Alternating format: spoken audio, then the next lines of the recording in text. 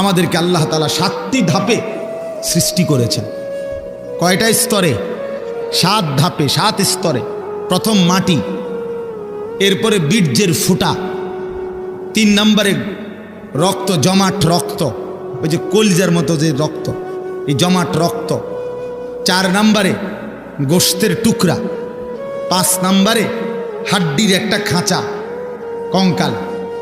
6 নম্বরে ওই হাড়ের উপরে গোশতের আবরণ, এই গোশত দিয়ে সাজায় দেওয়া। 7 নম্বরে রূহ দিয়ে মায়ের পেট থেকে বের করা। কয়টা হইল? মাটি, বীর্যের ফুটা, জমাট রক্ত, গোশতের টুকরা, হাড়ের কঙ্কাল, গোশতের আবরণ, রূহ ফুকে দিয়ে মানুষ হিসাবে বের করা। ওয়ালাকাদ খালাকনাল ইনসানা মিন সুলালাতিন মিন তিন।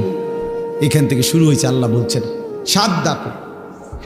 এখন শুনেন, এই যে মাটি যেখান থেকে আল্লাহ তাআলা আমাদেরকে সৃষ্টি করেছেন, এই মাটি প্রথমত পৃথিবীর কোথায় ছিল?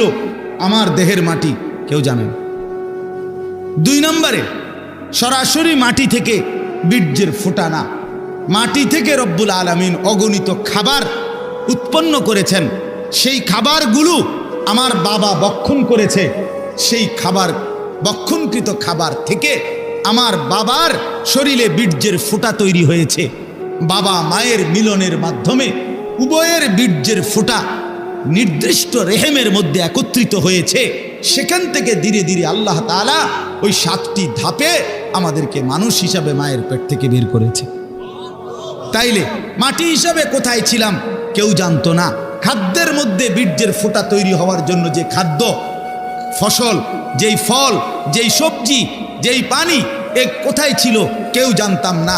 এরপরে বাবা মায়ের কোন মিলনে কোন দিন সন্তান এবং শুক্রবিন্দু একত্রিত হলো সেটা আমরা কেউ জানতাম না। এই লম্বা সময়, কত কাল থেকে, কত হাজার বছর থেকে আমাদের মাটি, আমাদের খাদ্যের উপাদান, আমাদের বীর্যের ফোঁটা আল্লাহ তাআলা সেগুলো জমিনের মধ্যে রেখেছেন, আমরা কেউ জানতাম না।